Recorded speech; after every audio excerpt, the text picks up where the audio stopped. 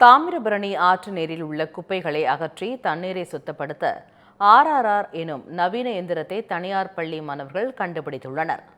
திருநெல்வேலி மாவட்டம் விக்கிரமசிங்கபுரம் பகுதியில் இயங்கி வரும் புனித மரியன்னை மேல்நிலைப் பள்ளியில் 9ஆம் வகுப்பை முடித்து 10ஆம் வகுப்பு செல்லும் மாணவர்கள் 5 பேர், 6ஆம் வகுப்பு முடித்து 7ஆம் வகுப்பு செல்லும் மாணவர்கள் 2 பேர் ஒன்றிணைந்து மாசடைந்து கிடைக்கும் தாமிரபரணி நதியை சுத்தம் செய்ய திட்டமிட்டனர்.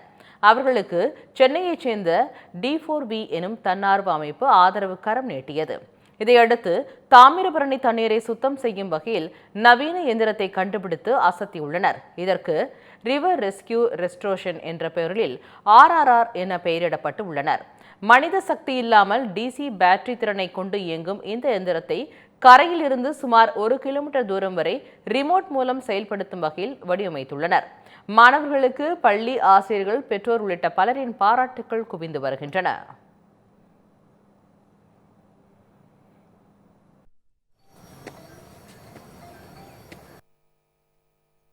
அது வந்து நிறைய வகையான வாட்டர் பொல்யூஷன் இருக்கு. நாங்க வந்து ஃப்ளோட்டிங் வாட்டர் பொல்யூஷன் எடுத்துக்கிறோம். ஏன்னா அது வந்து நிறைய டிசீஸ் வந்து பரவும்.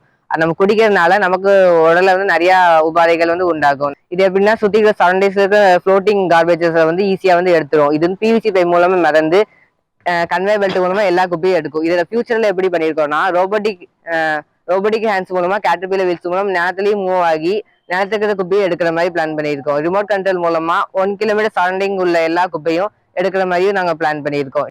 முக்கியமா இந்த தாமிரபரணி ஆறு வந்து நிறைய இடத்துக்கு வந்து நீராதாரம் கொடுத்துட்டு இருக்கு. இங்கதான் இது வந்து ஆரம்பிக்குது.